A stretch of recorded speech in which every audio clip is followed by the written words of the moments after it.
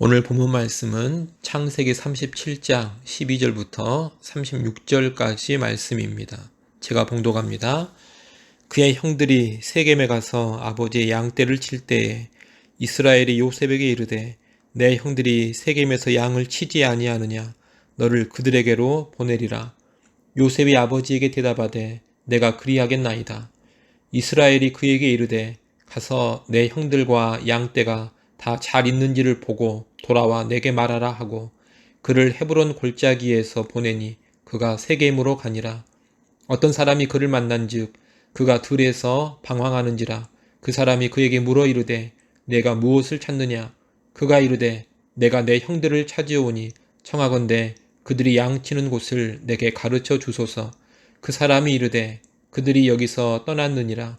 내가 그들의 말을 들으니 도단으로 가자 하더라 하니라. 요셉이 그의 형들의 뒤를 따라가서 도단에서 그들을 만나니라. 요셉이 그들에게 가까이 오기 전에 그들이 요셉을 멀리서 보고 죽이기를 꾀하여 서로 이르되 꿈꾸는 자가 오는도다. 자, 그를 죽여 한 구덩이에 던지고 우리가 말하기를 악한 짐승이 그를 잡아먹었다 하자. 그의 꿈이 어떻게 되는지를 우리가 볼 것이니라 하는지라. 르우벤이 듣고 요셉을 그들의 손에서 구원하려 하여 이르되 우리가 그의 생명은 해치지 말자. 르우벤이 또 그들에게 이르되 피를 흘리지 말라. 그를 광야 그 구덩이에 던지고 손을 그에게 대지 말라 하니 이는 그가 요셉을 그들의 손에서 구출하여 그의 아버지에게로 돌려보내려 함이었더라. 요셉이 형들에게 이르매 그의 형들이 요셉의 옷 곧 그가 입은 채색 옷을 벗기고 그를 잡아 구덩이에 던지니 그 구덩이는 빈 것이라. 그 속에 물이 없었더라.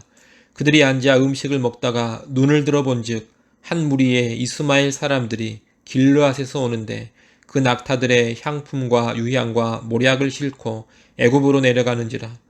유다가 자기 형제에게 이르되 우리가 우리 동생을 죽이고 그의 피를 덮어둔들 무엇이 유익할까? 자, 그를 이스마엘 사람들에게 팔고 그에게 우리 손을 대지 말자. 그는 우리의 동생이요 우리의 혈육이니라 하매 그의 형제들이 청종하였더라. 그때 미디안 사람 상인들이 지나가고 있는지라.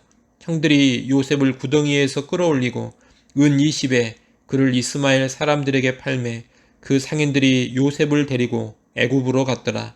르우벤이 돌아와 구덩이에 이르러 본즉 거기 요셉이 없는지라. 옷을 찢고 아우들에게 되돌아와서 이르되 아이가 없도다. 나는 어디로 갈까? 그들이 요셉의 옷을 가져다가 수점소를 죽여 그 옷을 피에 적시고 그의 채색 옷을 보내어 그의 아버지에게로 가지고 가서 이르기를 우리가 이것을 발견하였으니 아버지 아들의 옷인가 보소서 하매 아버지가 그것을 알아보고 이르되 내 아들의 옷이라. 악한 짐승이 그를 잡아먹었도다. 요셉이 분명히 찢겼도다 하고 자기 옷을 찢고 굵은 배로 허리를 묶고 오래도록 그의 아들을 위하여 애통하니 그의 모든 자녀가 위로하되 그가 그 위로를 받지 아니하여 이르되 내가 슬퍼하며 수월로 내려가 아들에게로 가리라 하고 그의 아버지가 그를 위하여 울었더라.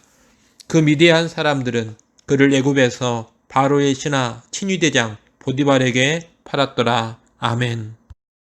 우리는 어제 요셉이 선지자적인 모습을 보여준다 했습니다. 그는 죄와 잘못을 고발하는 일을 합니다. 그리고 하나님이 꿈을 통해 계시해 주신 내용을 알리고 선포하는 일을 하고 있습니다. 오늘 본문에 보면 요셉은 아버지의 명을 받아 세겜에서 양을 치는 형들에게로 갑니다. 아버지 야곱은 요셉에게 세겜에 있는 형들에게 가서 형들과 양떼가 잘 있는지를 보고 돌아와서 내게 말하라고 합니다. 지금 야곱은 요셉의 형들과 양떼를 염려하고 있는 겁니다. 왜 그럴까요? 지금 요셉의 형들이 양을 치는 그 지역이 심상치 않은 지역이기 때문입니다. 지금 형들이 양을 치러 간 지역은 세겜입니다. 세겜이 어떤 곳입니까? 창세기 35장에서 야곱의 딸 디나의 강간 사건이 벌어진 곳입니다. 그리고 요셉의 형들이 세겜성의 남자들을 모두 살육한 사건이 벌어진 곳입니다. 다시 말하면 이 세겜은 무척이나 긴장감이 감도는 지역이라는 겁니다. 세겜 근처에서 양을 치는 야곱의 아들들과 가나안 사람들 간에 어떤 불상사가 일어날 수도 있습니다. 또 이 가운데 야곱의 아들들이 어떤 일을 저지를지 모릅니다. 그래서 야곱은 아들들과 양들의 안전이 염려되기도 하고 또 아들들이 혹시라도 무슨 일을 저지르지 않을까 염려가 되어서 요셉을 보낸 것입니다. 아버지의 명을 받고 요셉은 세겜으로 갑니다. 야곱은 지금 헤브론에 거주하고 있는데 헤브론에서 세겜까지는 대략 80에서 90km 정도의 거리입니다. 그런데 요셉이 세겜에 가보니 형들이 없었습니다. 요셉은 세겜 지역에서 형들을 무척이나 찾아 헤맨 것으로 보입니다. 이런 요셉의 모습을 보고 어떤 사람이 형들의 행방을 알려줍니다. 형들이 세겜을 떠나 도단으로 갔다는 겁니다. 도단은 세겜에서 20km 정도 떨어진 곳에 있는데 요셉은 그 도단까지 또 갑니다. 우리는 이 모습에서 요셉이 무척이나 성실한 사람인 것을 보게 됩니다. 아버지의 명을 받아 세겜까지 가는 모습, 그리고 세겜 땅에서 형들을 찾아 헤매는 모습, 그리고 또 형들을 만나기 위해 도단까지 가는 모습을 보면서 요셉이 일을 대충대충 처리하는 사람이 아님을 알 수가 있습니다. 요셉은 분명 책임감이 강하고 맡은 일을 성실하게 수행하는 사람입니다. 아버지에게서 받은 명령을 기필코 완수하고자 하는 그의 모습이 인상적입니다. 여러분, 하나님의 사람의 특징은 언제나 책임감과 성실함입니다. 성경 어디를 봐도 책임감 없고 성실하지 않은 사람을 하나님이 쓰신 적이 없습니다. 무엇인가 내게 주어진 책임을 끝까지 완수하려 하고 성실하게 감당하려는 사람이 언제나 하나님께 쓰임받습니다. 이 사실을 우리가 잘 기억해야 하겠습니다. 이렇게 요셉이 도단까지 가게 되는데 요셉의 형들은 요셉이 멀리서 오는 것을 보고 아주 잔인한 계략을 세웁니다. 18절에 보면 요셉을 멀리서 보고 죽이기를 꾀하였다고 합니다. 이들의 모의를 듣고 르우벤이 죽이는 것만은 막으려고 합니다. 그래서 피를 흘리지 말고 구덩이에 던지라고 합니다. 일단 요셉을 구덩이에 던지면 그 뒤에 기회를 봐서 요셉을 살려 아버지에게로 돌려보내려는 의도였습니다. 이를 보면 그래도 큰아들 르우벤은 다른 형제들보다는 좀 낫다는 생각이 듭니다. 하지만 르우벤의 모습이 온전한 모습은 아닙니다. 르우벤이 정말로 하나님을 경외하는 신앙, 하나님을 의식하는 신앙이 있었더라면 형제들의 악한 시도를 더 강렬하게 막아야 했을 겁니다. 여하튼 요셉의 형들은 요셉이 오니 요셉을 잡아 그의 채색옷을 벗겨버리고 그를 구덩이에 던져버립니다. 이 과정에서 요셉이 얼마나 애원했겠습니까? 어린 동생이 울고 불며 애원을 해도 형들은 매정하게 그를 구덩이에 던져버렸습니다. 그리고 요셉을 구덩이에 던져버리고서 이들이 한 일이 무엇이냐? 25절에 보면 그들은 앉아서 음식을 먹었다고 합니다. 식사를 하고 있는 겁니다.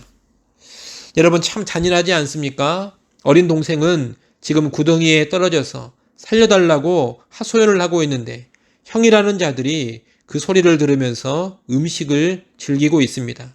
다시 말해 지금 요셉의 형들은 일말의 양심의 가책도 느끼지를 않고 있습니다. 하나님에 대한 두려움이라든가 죄책감 같은 것이 전혀 없습니다. 그리고 결국 이들은 유다의 제안에 따라 요셉을 상인들에게 팔아버립니다. 상인들에게 요셉을 팔 때 유다가 한 말이 26절, 27절입니다. 이 말이 참 가관입니다. 유다는 그에게 우리 손을 대지 말자. 그는 우리의 동생이요 우리의 혈육이니라 이렇게 말합니다. 여러분, 정말로 자기 동생, 자기 혈육이라면 아예 이런 일을 안 해야 하지 않습니까? 그런데 유다는 뻔뻔하게도 우리 동생이니까, 우리 혈육이니까 죽이지는 말자 하면서 상인들에게 돈을 받고 팔아버립니다. 유다의 본심은 사실 요셉을 위하는 것이 아닙니다. 요셉을 죽여봤자 별다른 이익도 없으니 차라리 돈이나 얻자는 것입니다. 그리고 요셉을 이스마엘 상인들에게 팔아버리는데 이 이스마엘 상인들은 나라와 나라를 다니면서 무역을 하는 사람들입니다. 이런 이스마엘 상인들에게 요셉을 팔아버린다는 것은 아예 먼 나라로 팔아버리는 것을 의미합니다. 우리식으로 하자면 대한민국 어딘가에 팔아버리는 것으로 만족하지 못하고 아예 중국이나 일본 같은 곳으로 팔아 넘겨버리는 겁니다. 사실 유다는 죽이는 것 못지않게 아주 잔인한 일을 하고 있습니다. 이 유다가 잔인한 사람이라는 것은 창세기 38장에 가면 잘 나옵니다. 우리가 오늘날 유다 유다 그러지만 사실 이 유다는 인간 말종과도 같은 사람이었던 겁니다. 결국 요셉은 형들에게 팔려 애굽 땅까지 가게 되고 애굽에서 바로의 신하 시위대장 보디발에게 노예로 팔리게 됩니다. 그리고 형들은 요셉의 채색옷을 수렴소에 피해 적시고 짐승이 요셉을 죽여버렸다고 아버지 야곱을 속입니다. 예전에 염소의 털을 덮고서 아버지 이삭을 속였던 야곱이 이제는 염소의 피에 의해서 자식들에게 속임을 당하고 있는 겁니다. 우리는 이상의 본문의 말씀에서 먼저 요셉 형들의 포악하고 잔인한 성품을 인식해야 하겠습니다. 여러분, 사람 죽이는 일이 쉬운 일이 아닙니다. 더욱이 자신의 형제를 죽이는 일은 정말로 쉬운 일이 아닙니다. 그런데 요셉의 형들은 처음에 요셉을 죽여버리자 이런 모의를 서슴없이 하고 있습니다. 또 동생을 구덩이에 던져버리고 동생의 울부짖는 소리를 들으면서도 음식을 먹고 즐깁니다. 돈을 받고서 동생을 노예로 팔아버립니다. 그리고 태연하게 자기 아버지에게 와서 거짓말을 하며 속입니다. 이러한 모습들을 보면 이 요셉의 형들은 상식 이하의 사람들입니다. 어찌 보면 짐승만 또 못한 사람들입니다.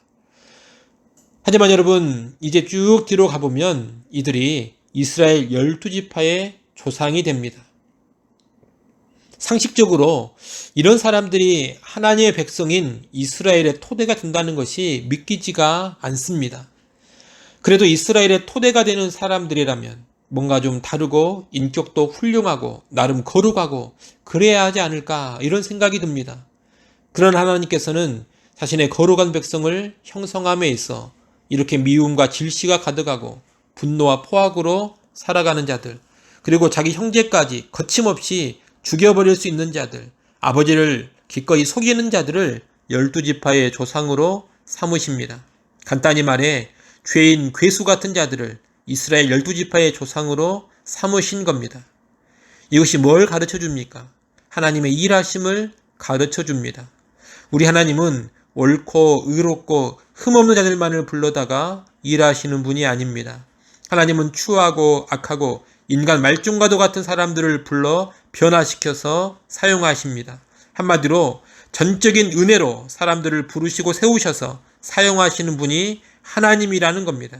그래서 우리는 이스라엘 12지파의 조상들을 보면서 하나님의 위대하심을 인정하게 되고 하나님을 찬양하게 됩니다. 12지파 조상들에게 영광을 돌리는 것이 아니라 하나님께 영광을 돌리는 겁니다. 오늘날도 마찬가지입니다. 하나님은 죄인 괴수들을 불러 변화시키시고 하나님 나라를 위해 귀하게 사용하십니다. 사실 우리 모두가 다 죄인 괴수와 같은 존재들입니다. 하나님의 은혜로 지금 이 모습으로 서 있는 것이고 목사도 되고 장로, 권사, 집사가 되어서 서 있는 겁니다. 죄인 괴수에게 주어진 이 넘치는 은혜를 꼭 기억하고 우리는 감사할 줄 알아야 할 것입니다. 그리고 우리가 다른 사람의 연약함을 보면서도 쉽게 정죄하고 판단하거나 무시하지 않아야 할 것입니다. 하나님은 그런 사람들도 품으시고 기꺼이 변화시키시고 사용하시기 때문입니다. 오늘 본문에서 또 하나 봐야 할 것은 하나님의 섭리입니다. 요셉의 형들은 20절에 보면 요셉의 꿈이 어떻게 되나 보자 하면서 비꼬는 토로 말했습니다. 그러면서 요셉을 죽이려고 합니다. 그러나 루벤의 만류로 죽이지는 않고 돈을 탐한 유다의 제안에 의해서 결국 애굽으로 이 요셉이 팔려갑니다. 이 모든 과정은 철저히 요셉 형들의 인간적인 생각과 판단, 그들의 포악과 죄 가운데 이루어지고 있습니다. 하지만 하나님께서는 이 포악함과 잔인함, 죄를 사용해 가십니다. 요셉에게 보여주신 그 꿈을 이루어가는 일을 진행시키고 계신다는 겁니다. 요셉의 형들은 요셉이 꿨던 꿈을 비웃으면서 그 꿈을 무너뜨려버리는 일을 한다고 생각했습니다. 요셉을 팔아버리면서 네가 말했던 꿈은 절대로 이루어질 리가 없다, 이런 생각을 했을 것입니다. 하지만 놀랍게도 하나님은 요셉의 꿈을 비웃고 그 꿈이 성취될 일말의 가능성까지 다 제거해 버리려는 이 형들의 죄악을 통해서 오히려 그 꿈의 성취를 이루어가고 계십니다. 이를 통해 우리는 하나님의 섭리가 얼마나 놀랍게 역사해 가는지를 배우는 겁니다. 그리스도의 십자가도 그런 것이었습니다. 예수님의 대적자들은 예수님을 끝장내기 위해 예수님을 십자가에 못 박았습니다. 예수를 죽여버리면 이제 다 끝난다, 이렇게 생각을 하면서 예수님을 죽여버린 겁니다. 하지만 오히려 그 십자가를 통해서 하나님의 놀라운 구원의 역사가 이루어졌습니다. 이렇게 우리 하나님은 하나님의 뜻과 계획을 대적하는 행동들을 통해서도 자신의 뜻을 이루어 가십니다. 하나님의 거룩과 영광을 훼손하는 큰 죄악들을 통해서도 자신의 영광과 거룩을 드러내십니다. 이 하나님은 참으로 위대한 하나님이신 겁니다. 우리가 이런 하나님을 잘 알고 있으면 오늘날 이 땅에서 벌어지고 있는 하나님을 대적하는 일들, 하나님의 영광과 거룩을 훼손하는 죄악들 가운데서도 염려하지 않을 수가 있습니다. 여러분, 이 세상이 아무리 하나님을 대적하고 교회가 아무리 하나님의 뜻을 거스르는 안타까운 모습을 보인다 하더라도 하나님은 그 가운데서 하나님 자신의 영광을 위해 일해 가십니다. 그 모든 죄악과 모든 실패와 모든 악을 다 사용하시면서 하나님의 일을 이루어 가십니다. 최근에도 교회가 얼마나 수치를 당하고 또 교회가 얼마나 많은 비방과 욕을 먹고 있습니까? 그러나 여러분, 교회의 모습이 이러한다 해서 또 교회가 비방당하고 하나님이 모독을 당하고 있다 해서 하나님 그분의 영광이 망가지는 것은 결코 아닙니다. 또 하나님의 뜻이 무너지는 것도 아닙니다. 하나님은 이 모든 일들을 통하여서도 더 위대하고 영광스러운 하나님의 역사를 이루어 가실 겁니다. 우리는 이런 하나님을 신뢰하고 하나님의 일하심을 기대할 수 있어야 하겠습니다. 그리고 그 하나님 앞에 겸손하게 엎드릴 줄 알아야 하겠습니다.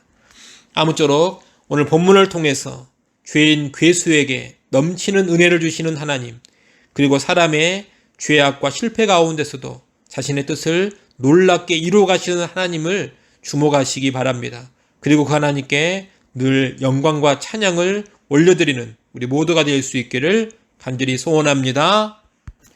기도하겠습니다. 하나님 아버지, 죄인 괴수들에게 넘치는 은혜를 주셔서 귀히 쓰시는 하나님을 찬양합니다. 또한 인간의 커다란 죄악 가운데서도 하나님의 영광을 위해 하나님의 뜻을 이루어 가시는 하나님을 찬양합니다. 오늘 우리가 이 하나님을 바로 알게 하시고 이 하나님을 온전히 신뢰하며 살아가게 하여 주시옵소서. 내게 허락하신 놀라운 은혜도 늘 기억하게 하시고 주변에 지나간 사람들을 보면서도 은혜의 시야로 늘 보게 하여 주시옵소서. 또한 흉흉한 이 세상 속에서도 여러 가지 죄악 가운데서도 하나님의 역사는 면면히 이루어져감을 확신하며 하나님을 바라보며 살게 하여 주시옵소서. 예수님의 이름으로 기도드리옵나이다. 아멘.